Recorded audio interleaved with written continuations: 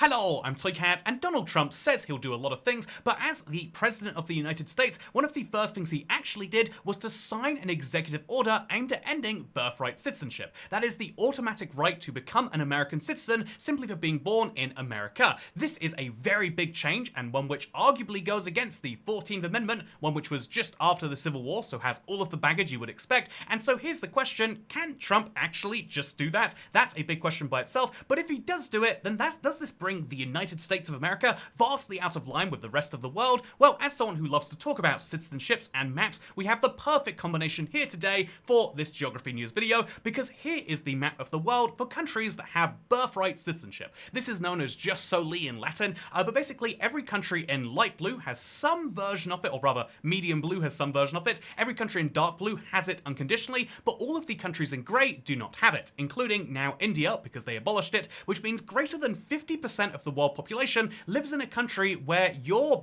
birthplace has no bearing on your citizenship. The government depends on, your government decides what your citizenship is based on their own criteria, but it has nothing to do with you being born there, especially if you were born there illegally. And so you might say, well, isn't that pretty reasonable? Especially given that lots of countries, even ones in the dark blue, which have very reasonable policies, will say like, yeah, even though we used to have it, New Zealand used to say anyone born in New Zealand before January 1st, 2006 is a New Zealand citizen by birth. They now say anyone born after that date, you need to have at least one parent who is a citizen or permanent resident. You can also have them be Australian citizen or permanent resident, because fun fact, they have that little region going on where they treat each other like citizens of their own countries. That has led to all sorts of interesting cross-strait relations there. But basically, if you have the right to be in New Zealand for at least one of your parents, you too can become a citizen. And so can Trump basically bring their system to be like it? Well, that's exactly what he did. He signed an executive order on January the 20th, the first day he was in office,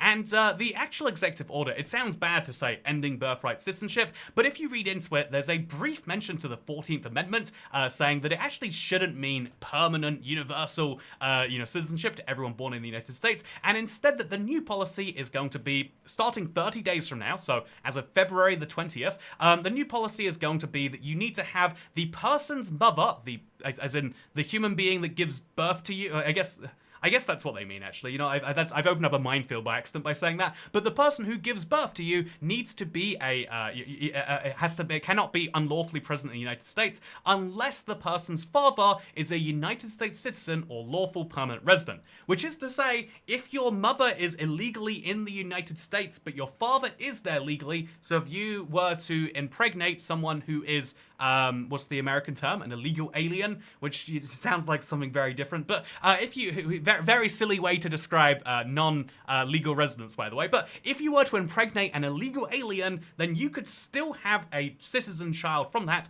However, if the mother's residence in the United States is lawful but temporary, such as if they are on a tourist visa, but that tourist visa has an expiration date, unlike their child, and the person's father is not a United States citizen, then also it doesn't count. So if two people have a baby while on holiday, and though you can prove that neither of those people are American citizens, then they shouldn't automatically become that way. This is something they basically enforce right now by trying real hard to look at you if you're any amount pregnant and being like, what are the odds of you having that baby? Having a law against, temporary residence would probably be a reasonable thing, right? And so there we go. Now you know that is the actual plan change. However, the actual answer to can he do it is not one of like, well, is that impractical, unreasonable? It's actually a bit more of like, well, if we look into this, you could say like, well, Trump can, overturn this as a theory, but not in practice, because this sounds like it goes directly against that 14th Amendment, which is, again, this is reading from the Constitution,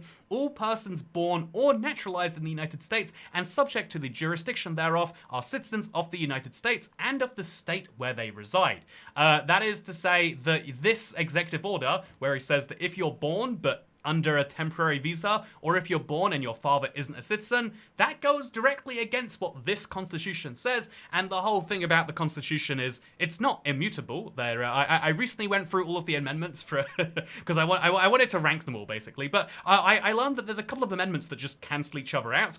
You can cancel out previous amendments to the Constitution, but changing the Constitution is harder than simply writing an executive order. Having the presidency, i.e. having won the largest number of of electoral votes. It's the way that you can sign executive orders, but to change the Constitution, you need a 2/3 majority in both chambers, I believe. So basically, it needs to be bipartisan, which is why even though technically speaking, people say like, oh yeah, it's my amendment, it's my constitutional right can be, you know, like cancelled out at any time. If America really wants to, and if both parties agree, they could get rid of your Third Amendment rights or your Second Amendment rights or even your First Amendment rights. It's just they probably don't want to do those things, and so probably won't. Anyway, so yeah, can Trump overturn it? Yeah, probably not. But what's actually going to have to happen is the Supreme Court. So right now, 22 states have already sued to stop this because a lot of states, let's be honest, because right now the way that states handle immigration is they don't. Immigration is handled federally, which is logical when you consider the lack of borders between states, I guess you could say, although it works in the EU, but a different point for a different time. So basically, every state cannot handle their own immigration, but lots of states think that, yeah, we actually don't care about those edge case situations. We're very happy to have people be born here, regardless of the circumstance, and even if people are here on temporary visas, sure, let them have a child. If that chains them into our system, they're clearly valuable if they're working for a company, and so 22 states have started the lawsuit. And so now it just comes down to, what does the Supreme Court think? Does this, again, like, because ultimately this is how you deal with things. Inside of the American system, there is a legislative branch, and then there is indeed the weird executive order branch, which is, fun quirk of the American system. But, like, you can sign any law you want, even if it goes against the Constitution, and instead what has to happen is there has to be some form of lawsuit within which the Supreme Court has to then have an opinion. This is the highest court in the land, and they only take issues that are for the highest cases in the land, and so if they choose to take this case, as they logically will have to do, it is up to them to decide. And so a lot of people say, well, right now the court is Republican majority, but if you look through the I guess just .gov website.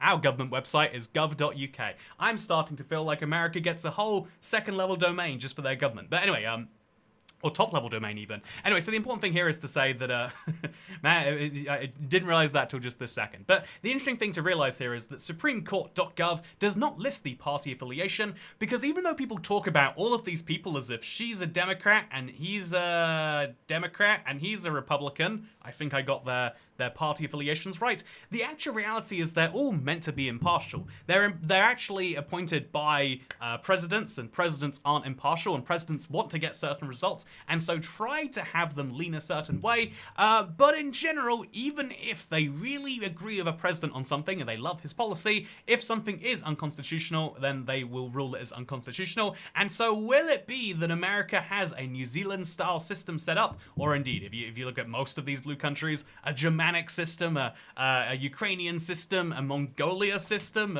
Will they have a system set up like these countries, or will they stay consistent with their Canadian friends, with their American, more broadly, North and South American allies?